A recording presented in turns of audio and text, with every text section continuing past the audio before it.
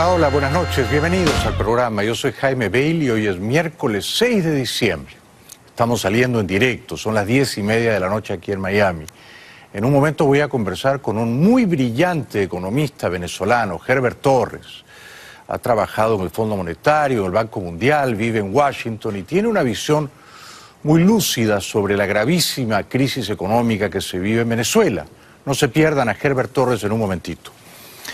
Bueno, hoy, como era previsible, el presidente Trump ha anunciado, y esto va a traer repercusiones en Medio Oriente, por supuesto, ¿no?, que para los Estados Unidos, Jerusalén y no Tel Aviv pasa a ser la capital de Israel. My announcement today marks the beginning of a new approach to conflict between Israel and the Palestinians. Therefore, I have determined that it is time to officially recognize Jerusalem as the capital of Israel.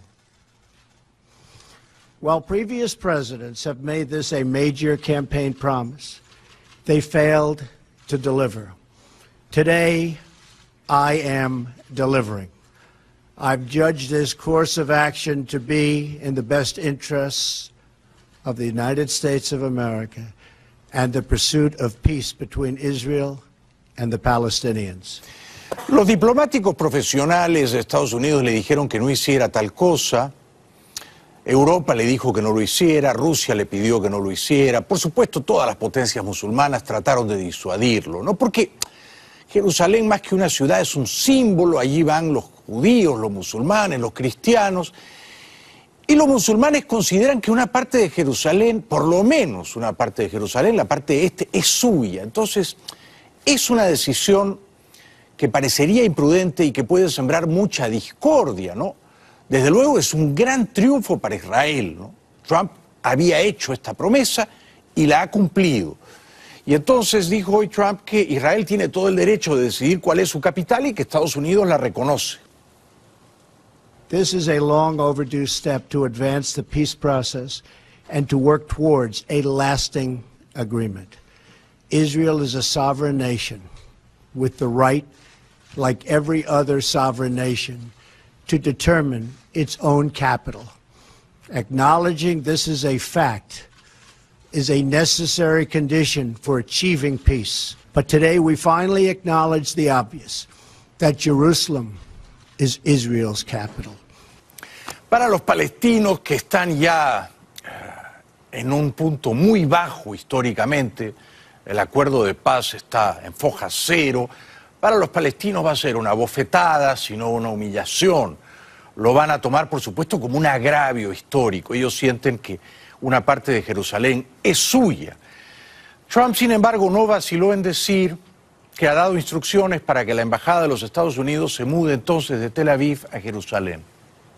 That is why, consistent with the Jerusalem Embassy Act, I am also directing the State Department to begin preparation to move the American Embassy from Tel Aviv to Jerusalem.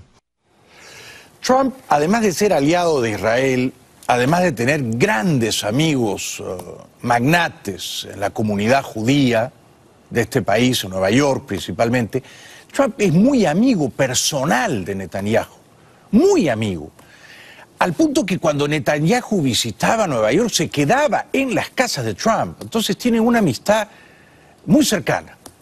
Y desde luego Netanyahu se lo pidió y Trump cumplió con la promesa, ¿no? Pero esto, por supuesto, va a caer fatal en el mundo musulmán, ¿no? Y principalmente entre los palestinos, por supuesto. Trump dijo, y esta es solo una declaración protocolar, en la práctica no se va a verificar, que redoblará esfuerzos para lograr el acuerdo de paz entre Israel y Palestina. We are not taking a position of any final status issues, including the specific boundaries of the Israeli sovereignty in Jerusalem or the resolution of contested borders. Those questions are up to the parties involved. The United States remains deeply committed to helping facilitate a peace agreement that is acceptable to both sides. I intend to do everything in my power to help forge such an agreement. Netanyahu, el halcón que gobierna, que tiene todo el poder en Israel, el primer ministro de Israel, Netanyahu, está por supuesto encantado. Este es un día histórico. Jerusalén ha sido la capital del pueblo judío por 3000 años. Ha sido la capital de Israel por casi 70 años. A su turno, el jefe de la autoridad palestina, el señor Abbas, está comprensiblemente furioso. Estas medidas lamentables e inaceptables perjudican deliberadamente todos los esfuerzos de paz.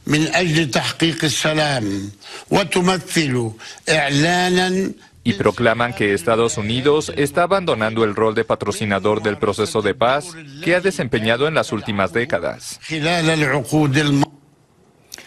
El Papa se pronunció al respecto y dijo que está sumamente preocupado. Il mio pensiero va ora a Gerusalemme. Al riguardo non posso tacere la mia profonda preoccupazione per la situazione che si è creata negli ultimi giorni e nello stesso tempo rivolgere un accorato appello affinché sia impegno di tutti a rispettare lo status quo della città in conformità con le pertinenti risoluzioni delle Nazioni Unite. Escucho al Papa y pienso que hay que ir a la fontana, hay que ir a mangiare a la fontana con su santidad. Y quiero mandar un pan de jamón de la fontana. Qué rico se come en la fontana.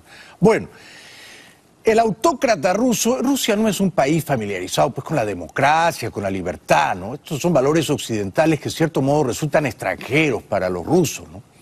El zar es, por supuesto, Putin, y anunció que el próximo año, esto no es sorpresa, va a una nueva reelección. Ténganse en cuenta que desde el año 2000 es Putin el mandamás, el factotum, y muchos rusos están encantados. Действительно, лучшего места и лучшего повода для объявления об этом, наверное, нет. Спасибо вам за поддержку. Я буду выдвигать свою кандидатуру на должность президента Российской Федерации.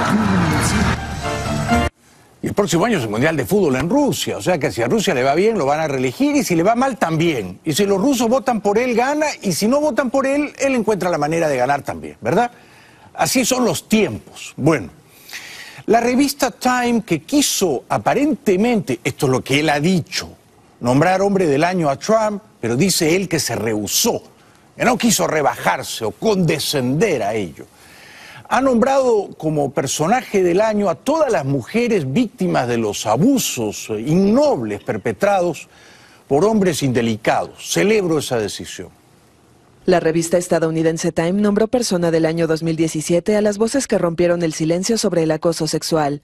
La actriz Ashley Judd, la cantante Taylor Swift y la ex empleada de Uber Susan Fowler ocuparon la portada de la publicación el miércoles en representación de las primeras mujeres que destaparon el caso Weinstein y las miles que le siguieron con hashtags como MeToo en diversos idiomas y países para denunciar abusos sexuales.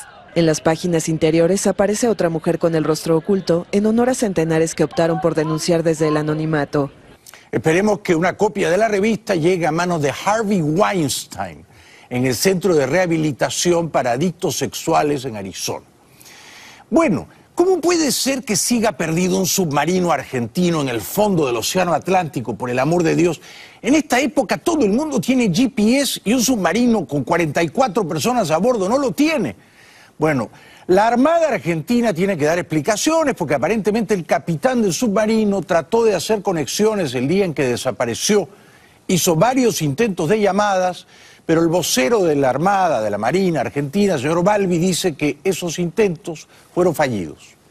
Un montón de registros de intentos de conexión por datos, como figura en la planilla TESACOM, es un intento de conexión a un número específico de la empresa Iridium para conectarse en forma a Internet, que evidentemente el submarino ha intentado también por ese método alternativo enviar por escrito lo que habían hablado por voz.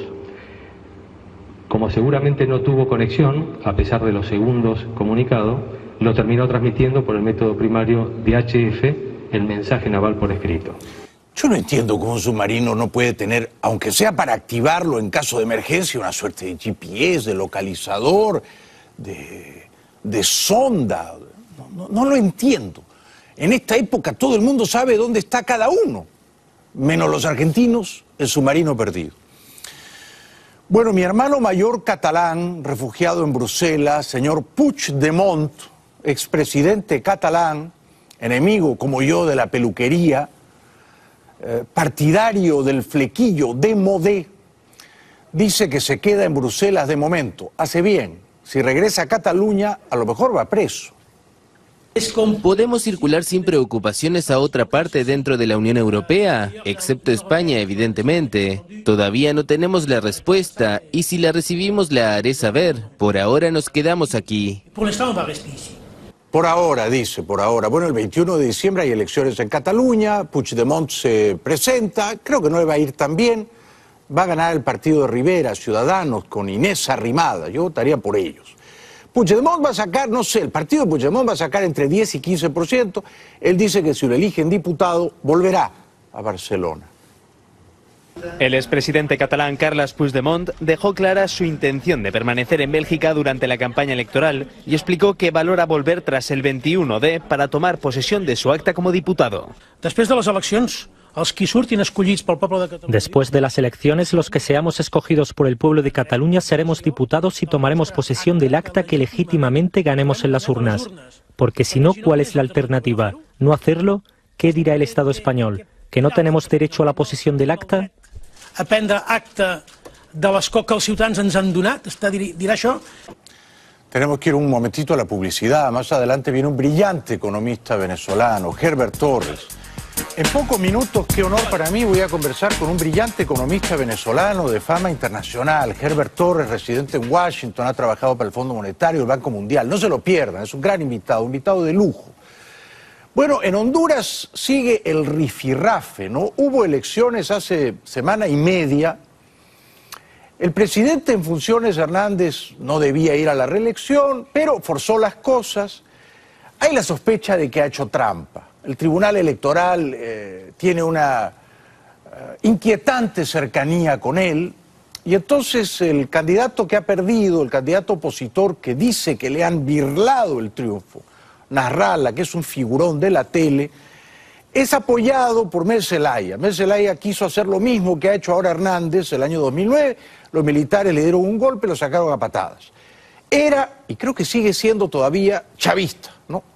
De izquierda, populista, quizá autoritaria, y entonces Mel Zelaya, que dicen que es el padrino de Nasrallah, el opositor que ha perdido, pide revisión total de los votos. No va a ocurrir. El expresidente y líder opositor de Honduras, Manuel Zelaya, exigió el martes revisar en su totalidad las 18.000 mesas electorales del pasado 26 de noviembre, para descartar la posibilidad de un fraude a favor del mandatario Juan Orlando Hernández. Zelaya rechazó así una propuesta del Tribunal Supremo Electoral de revisar solamente 5.173 actas que la oposición había señalado como alteradas. La posición nuestra es que debe de haber un cotejamiento total entre cuadernillo, acta y votos en la urna. O sea, abrir las urnas, conteo total, conteo completo, para evitar la contaminación. Ya no tenemos confianza en ninguno de los datos del tribunal, se lo digo honestamente, no hay confianza. Yo no tengo confianza en el presidente Hernández y la verdad es que sospecho que ha hecho trampa, y solo su candidatura era ya una manera de viciar el proceso porque la Constitución se la prohibía. Dicho eso, tengo menos confianza todavía en Mel Zelaya. No tiene autoridad moral para ser de predicador ético Mel Zelaya porque él quiso hacer trampa hace 8 años, ¿verdad? Entonces, este es un problema, ya lo he dicho varias veces, entre dos opciones deplorables ambas, pésimas. Un candidato tramposo que va a la reelección, esta vez no desde la izquierda chavista, esta vez desde la derecha. Pero igual hay que reprobarlo. Y un candidato, bueno, un advenedizo, un principiante, ¿no? Un charlatán, un demagogo. Una cosa es tener éxito en la tele y otra cosa es ser un buen político. Y Nasrallah no da la talla, ¿no? El presidente Hernández, con la cara muy dura, dice, ¿cómo no? Vamos a contar de nuevo los votos. El presidente de Honduras, Juan Orlando Hernández, afirmó el martes estar dispuesto a que se haga una revisión total del proceso electoral del 26 de noviembre, como demanda la oposición de izquierda que denuncia fraude en las presidenciales. Estamos abiertos a que se coteje, a que se revise, 1, 2, 3, las que sean, no tenemos ningún problema, porque nuestro partido tiene documentado todo el proceso electoral como la ley se lo permite. Bueno, en fin, es evidente que pueden contar los votos 100 veces y va a seguir ganando Hernández. Le han dado el triunfo por 52.000 votos, eso no va a cambiar, es irreversible. Nasrallah, sin embargo, el perdedor, la víctima presumiblemente del fraude, yo lo encuentro completamente impresentable, no tiene la consistencia para ser presidente, ¿no? Pide que se cuenten todas las actas, todos los cuadernillos, todos los votos, uno a uno, papelitos. No va a ocurrir. Me parece perfecto que podamos revisar las actas y los cuadernillos con un calígrafo de las 18.103 actas a nivel nacional. Si él, por lo que me está diciendo usted, pidió eso, yo en este momento se la firmo. Revisamos las 18.103 actas a nivel nacional, junto a los cuadernillos, junto a las actas y junto a los votos, voto por voto. Ese procedimiento dura aproximadamente 5 días. Yo creo que sería lo mejor y nosotros podríamos convocar a la gente con el compromiso de él de quitar el estado de sitio para que volvamos a la normalidad y para que los comercios vuelvan a vender y que se detenga a la espera del resultado de esos 5 días. Está soñando, está delirando, es un nefelíbata. Vive en una nube. No va a ocurrir, han hecho trampa, han amañado el proceso, le han dado la victoria a Hernández. Esto no va a cambiar, no va a cambiar. Pero Nasrallah dice, la OEA sabe que me han robado el triunfo. Yo creo que se lo han robado. Yo no hubiera votado por él, tampoco por Hernández, pero sí sospecho que le han hecho trampa. Uy, pero es que ese informe de la OEA lo que dice es que él se robó las elecciones. Ese informe de la OEA, ¿en serio mencionó él eso? O sea, si él menciona este informe de la OEA... El acuerdo que firmaron con la OEA. Lo que yo firmé con la OEA es de que se tiene que revisar el 100% de los votos. Eso fue lo que yo firmé. Ahora, los votos reales. No puedo yo revisar votos que están totalmente manipulados, que son esos que están ahí. Eso es lo que el Tribunal Electoral metió. Y eso que está al otro lado, si podemos enfocar al otro lado, esto es lo que metió el tribunal. El tribunal metió estos datos. Estas son las actas falsificadas. Y al otro lado están las actas reales que nosotros hemos logrado recabar de los diferentes municipios de nuestro país. Entonces, esto que está aquí es diferente a lo que metieron ellos. Y eso es lo que yo quiero que se haga. Pero no solamente con esto, también con los cuadernillos de votación y con los votos de las urnas que llegaron desde los diferentes lugares. Solo eso. Bueno, en estos tiempos se ha puesto de moda hacer fraude. Todo el mundo hace fraude, ¿verdad? Porque hacen fraude los chavistas en Venezuela y hace fraude, por supuesto, Evo Morales. Seguramente hace fraude Ortega también en Nicaragua. Los cubanos no se molestan, no sudan para hacer fraude, pues, ¿no? Ya el fraude es institucional ahí, no hay candidatos opositores, ¿no? Pero ahora resulta que el fraude también lo hace la derecha en Honduras. Bueno, interesante. La democracia termina siendo una especie de máscara o de careta, ¿no? Pero la verdad va detrás de la máscara. Bueno, el señor Nasrallah, sin embargo, a mí me cae bien, me parece que es enternecedor, porque es un personaje de la tele, un periodista deportivo, un hombre que era el presentador de Miss Honduras. Entonces, yo creo que él se ha postulado porque dijo, si Trump, que era el presentador de The Apprentice, ganó, yo que soy el presentador de Miss Honduras, ¿por qué no? Y se ha quedado corto por 52.000 votos. Señor Nasrallah, le han hecho un favor. Lo mejor es ser presidente electo despojado del poder por un fraude abyecto. Váyase a Roatán, tome sol, relájese, la vida es muy corta. Le han hecho un favor. El poder es tóxico, es un veneno, es un veneno. Le han hecho un favor. Pero Nasrallah dice que en enero él va a asumir. Quizá está soñando. Se calcula que el país está perdiendo diariamente cerca de 1.800 millones de lempiras. del Producto Interno Bruto y eso obviamente que a nosotros no nos conviene. No nos conviene porque si esto continúa, y sabemos que el culpable se llama Juan Orlando Hernández, cuando me toque a mí asumir la presidencia el 27 de enero me voy a encontrar con un país quebrado. Y yo no me quiero encontrar con un país quebrado ni con un país en el cual las empresas que le compran a Honduras, por ejemplo, si hay empresas que me compran piñas o que me compran lo que sea, y después me van a decir, no, usted no cumple con los plazos, yo no le... O sea, simplemente le van a quitar los contratos. Es conmovedor narrarla porque ya está asumiendo. Me recuerda un poco a mí. Yo en mi casa aquí en Miami tengo una banda presidencial. Y a veces cuando nos pasamos de copas con mi esposa me pongo la banda y salgo al balcón y doy un discurso de inauguración presidencial. Todos tenemos derecho a tener nuestros delirios de grandeza, ¿no? Bueno, para terminar, el elefantiásico dictador Maduro, repudiado por su pueblo, hazmerreír del mundo, puede que sea el dictador más idiota de los tiempos modernos, dice que se siente traicionado. ¿Quiénes lo han traicionado? Él de pronto ha descubierto que está rodeado de salamandras, de sanguijuelas. De pronto, 18 años después, Maduro se da cuenta de que PDVSA era un botín y todos los chavistas estaban saqueándolo.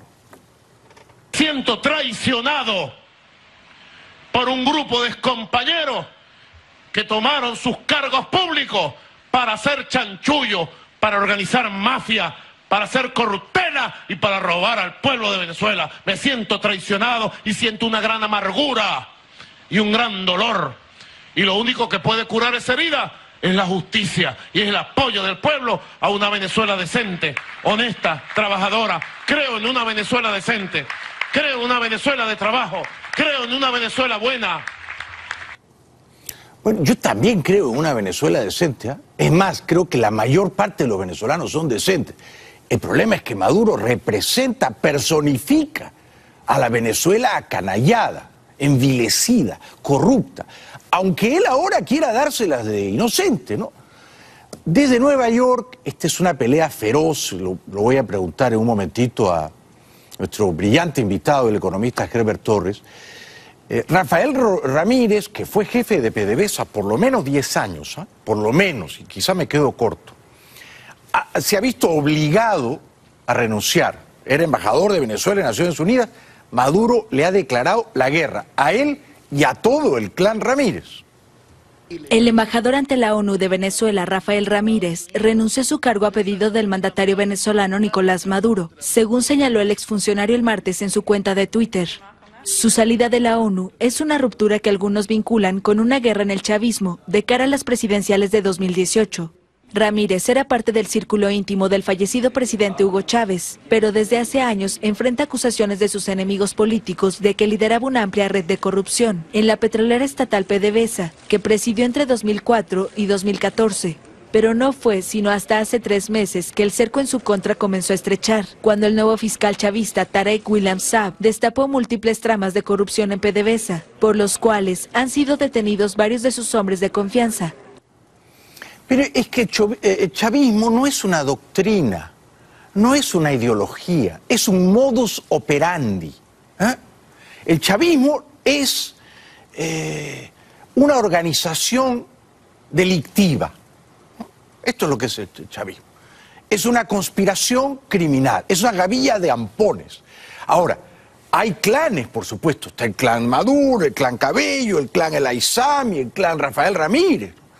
Lo interesante es que entre esos clanes empiecen a entrematarse. Esto es necesario y esto es lo que yo desde aquí festejo, celebro.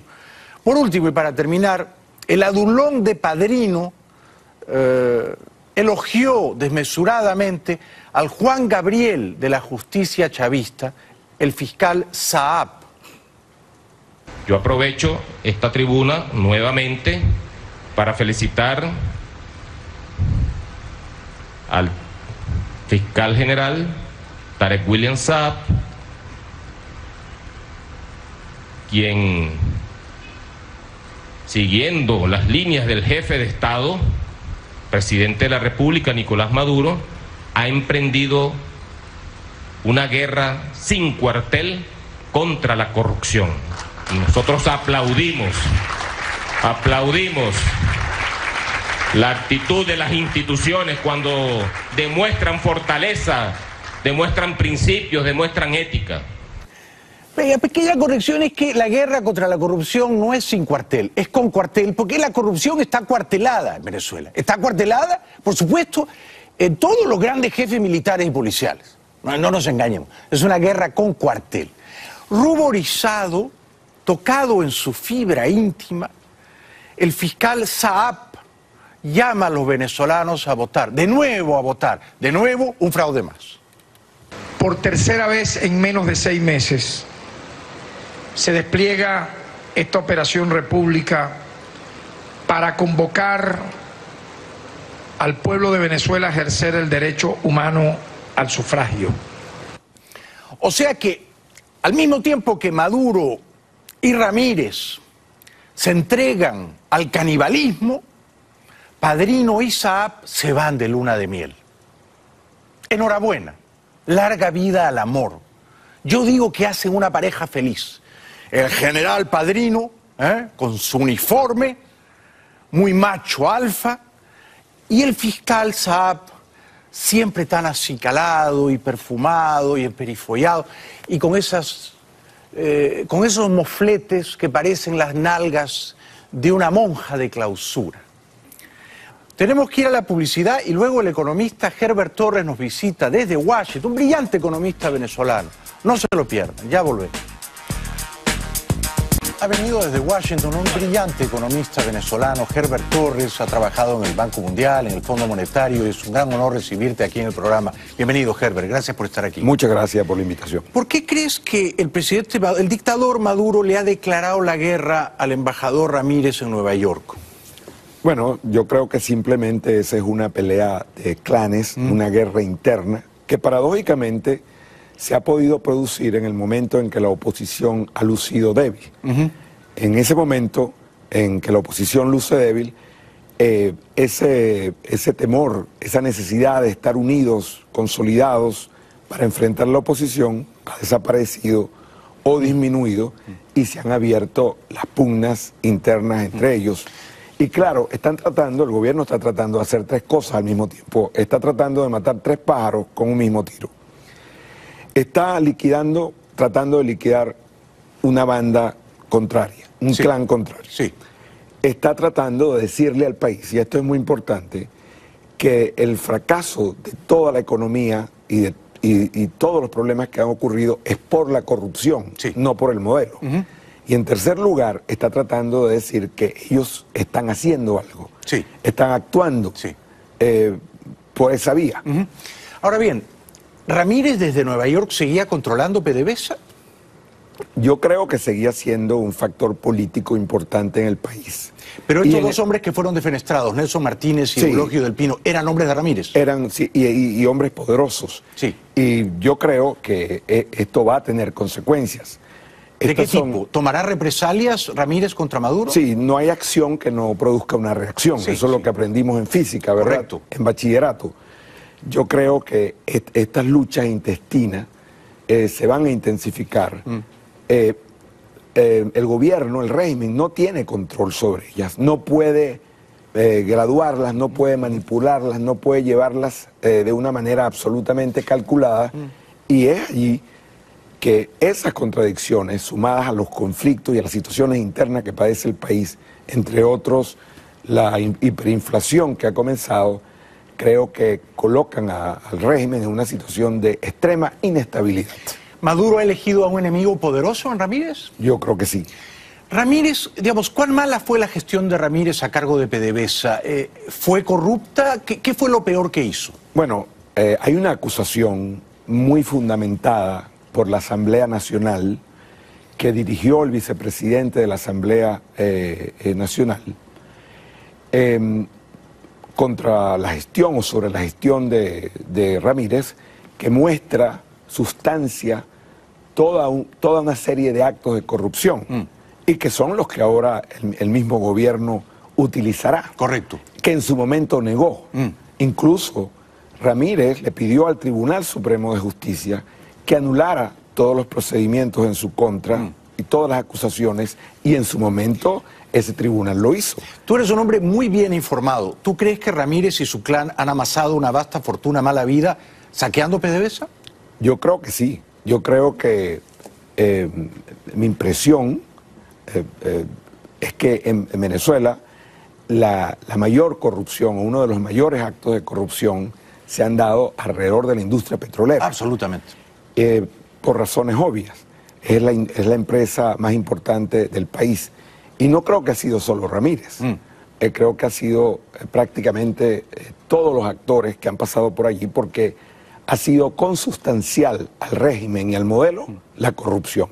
¿Tú crees que Maduro ha sido parte también de ese modelo del latrocinio del que ha sido víctima PDVSA? Yo creo que no.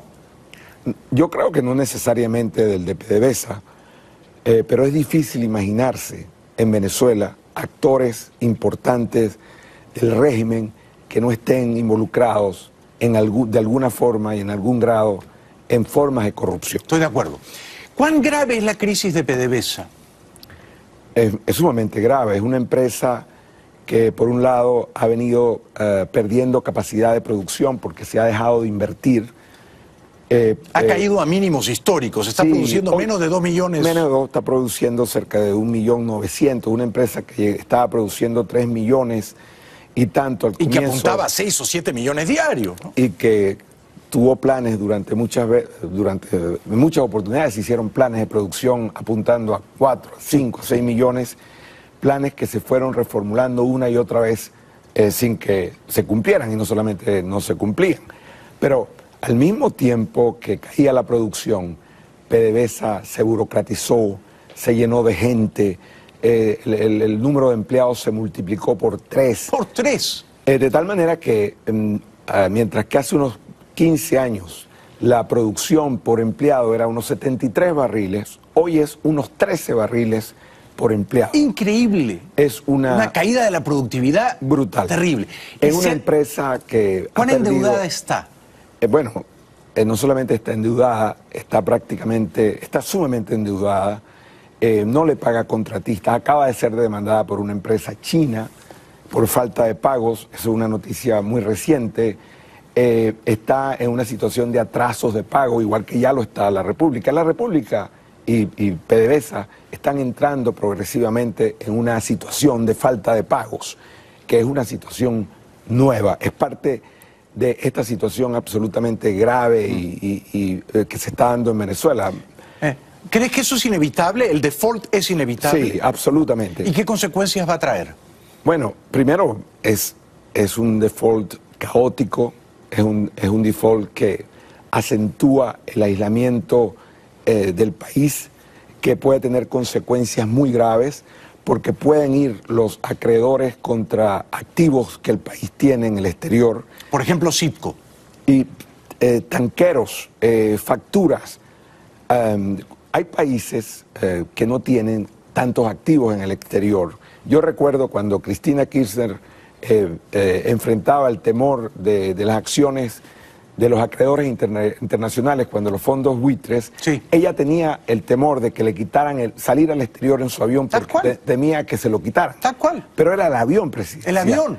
Pero en el caso de PDVSA y de Venezuela, no es un avión, son empresas. Son tanqueros que están moviendo petróleo alrededor del mundo.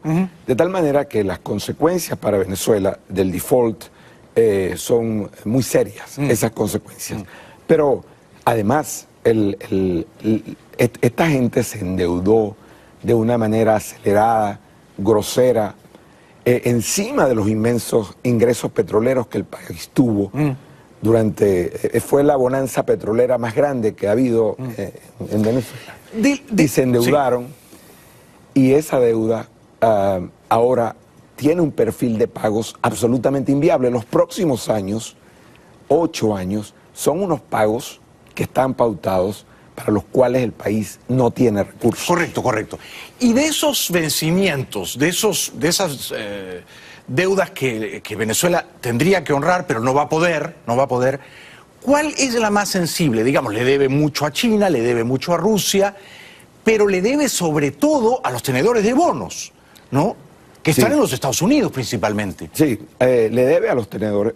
Hay deuda en forma de bonos, de PDVSA, de la República, pero luego hay deuda con los multilaterales, hay deuda con el gobierno ruso, hay deuda con los chinos. O sea, le debe a medio mundo, ¿no? A todo el mundo, pero le debe a los proveedores. Igual que el país ha dejado de pagarle y tiene retrasos enormes con una cantidad de empresas que también proveen bienes y servicios. De tal manera que el país, por cierto, es hoy uno de los países más endeudados del mundo, porque como la economía se ha venido achicando, la deuda, que es grande, se ha venido haciendo más pesada, porque la manera como se mide la deuda no es en términos absolutos, sino en relación al tamaño de una economía. Igual que un individuo puede deber $1 millón, pero si tiene ingresos de 20 millones... No pasa nada. No pasa nada. El problema es cuando debes $1 millón y tienes ingresos... De 20.000. De $20.000 o de $40.000. Exacto. Entonces, la economía venezolana se ha venido achicando y la deuda creció enormemente. Por lo tanto, nosotros hoy somos uno de los países más endeudados del mundo. Tenemos que ir un ratito a la publicidad y luego seguimos disfrutando de la presencia de este gran economista venezolano, Herbert Torres. Ya regresamos. Torres, nuestro invitado, vino a Miami a dar una conferencia, vive en Washington, es un economista brillantísimo, muy reconocido internacionalmente. Herbert, tú me decías fuera de cámaras que, y esto es interesante, que la crisis económica venezolana no es comparable a la cubana. ¿Por qué? Bueno, decía que la crisis económica venezolana está en una fase que es comparable, ya tiene rasgo histórico mundial, ya es comparable o peor que la Gran Depresión que sufrió, por ejemplo, los Estados Unidos y buena parte del mundo desde el año finales de los 29 y durante los años 30. ¿Tan grave es? Y más grave aún, durante la Gran Depresión en los Estados Unidos, entre el año 29 y 33, el producto cayó 33%. Ya la caída del producto venezolano, durante 4 años sostenidos de caída, es mayor que eso. ¿La inflación en qué niveles está? La inflación se convirtió en hiperinflación desde el mes de octubre. Este año, ¿no? Este año. Hiperinflación se llama uno de los criterios cuando pasa 50% mensual. ¿En cuánto la estimas anual? Bueno, si este año puede llegar a 2000%. Sí. Pero el año que viene puede ser cualquier número, porque obviamente si no se corrige, si esto continúa, el gobierno está emitiendo dinero inorgánicamente para financiar su gasto y esa emisión récord que hay de dinero inorgánico, obviamente es la que está generando... Dispara la inflación y devalúa la moneda. Produciendo una devaluación récord, por cierto. También la separación que hay en Venezuela entre el dólar fijo, el dólar oficial, el más apreciado, 10 bolívares por dólar, y el de la calle, que está en 100.000, es la distorsión cambiaria más grande de la historia, ¿no? En el mundo, y posiblemente de la historia. Posiblemente, pero ahora, del mundo documentada, de la historia contemporánea. Entonces, es una distorsión cambiaria récord. ¿Hay alguna inflación más alta que la de Venezuela en el mundo ahora mismo? No hay. Tenemos récord de inflación, récord de caída del producto en el mundo hoy. De recesión, digamos. De recesión, es una depresión ya. De una depresión, exacto. Sí, tenemos la distorsión cambiaria más grande en el mundo, tenemos un déficit fiscal enorme, y esos son récords en el campo económico, porque luego todo eso se ha ido transmitiendo también a otras áreas de la economía y por de ejemplo, la sociedad. El crimen, ¿no? El crimen. Venezuela tiene de las tasas de criminalidad más alta en el mundo, y no solamente, en estos días apareció la lista de las 10 ciudades con las tasas de criminalidad más altas del mundo, y 4 eran venezolanas, son venezolanas. No solamente es eso, la data, por ejemplo, de Gallup, una empresa para la que trabajo como consultor, recoge la percepción de inseguridad en el mundo. Venezuela es el país con el porcentaje más alto de percepción de inseguridad. De inseguridad. Se le pregunta a la gente si se siente segura caminando por las noches en las calles de su zona, de su ciudad. Sí, sí. Y Venezuela, la percepción de inseguridad es peor que la que hay en Afganistán o en Siria o en Libia. Increíble. Es la peor del mundo. Peor. O sea que, claro, en Venezuela, por la hiperinflación, por la depresión, por la enorme brecha cambiaria y por la criminalidad, está mucho peor que en Cuba. Al menos en Cuba, que es una isla paupérrima, hay estabilidad, sí. ¿verdad? En Venezuela no hay estabilidad. En Venezuela hay una crisis humanitaria, hay gente pasando y muriendo de hambre. Que eso no gente, se registra en Cuba, claro. A esos niveles no. Muriendo por falta de medicamentos básicos. Bueno, por cierto, si te vas al salario, el salario venezolano hoy, cuando uno toma el salario mínimo y lo lleva al dólar paralelo, al dólar negro, sí, al real. La mayor parte de los bienes, cada día se están pasando más bienes a ese mercado, a ese tipo de cambio, ya el salario venezolano es menor que el cubano. Sí, sí. Está en unos $4. O sea, ¿Venezuela está peor que Cuba?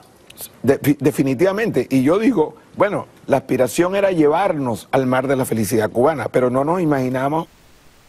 Suscríbete a mi canal y active la campanita para recibir todas las notificaciones.